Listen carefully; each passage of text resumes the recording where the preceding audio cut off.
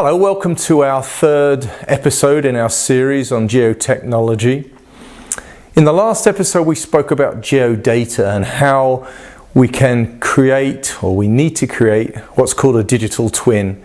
We need to take what's on the earth, physical features, human elements, and represent them in a computer system, in a geodatabase.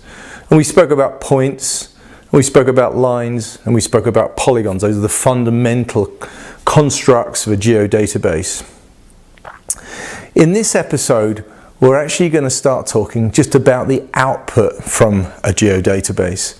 Now, geotechnology is generally associated with maps, and a lot of people are confused and think that that's fundamentally what we're talking about when we think about geotechnology. True in some ways.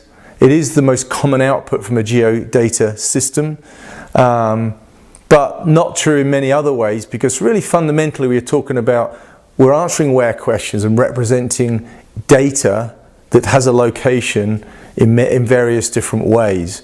And a map is the most common output. But think about Excel. Lots of people use Excel in business. Excel is simply a way to create rows and columns of data. Now that's very hard to read and hard to understand. So within Excel, you've got the ability to create charts, pie charts, graphs, different ways to summarize data, to make it clearer to understand.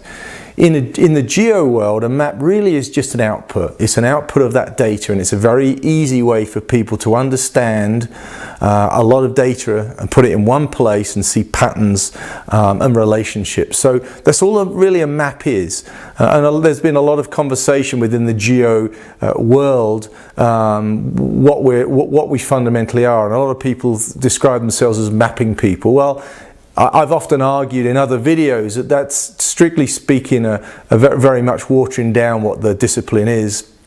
Simply an output. If you said to again an analogy I've used in the past, if you said an MBA comes out of college and has got all this understanding how to do business, and you say they're a charting person, then you're really watering down what their capabilities are and their expertise.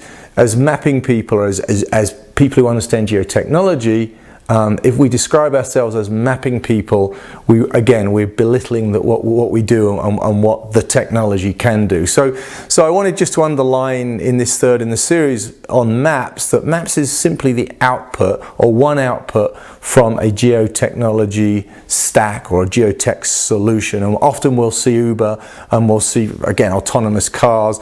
Maps will be the output, but there's a lot more that's going on behind the scenes than just the map, and there's a lot of other ways that we can output data and answer questions beyond just simply a map.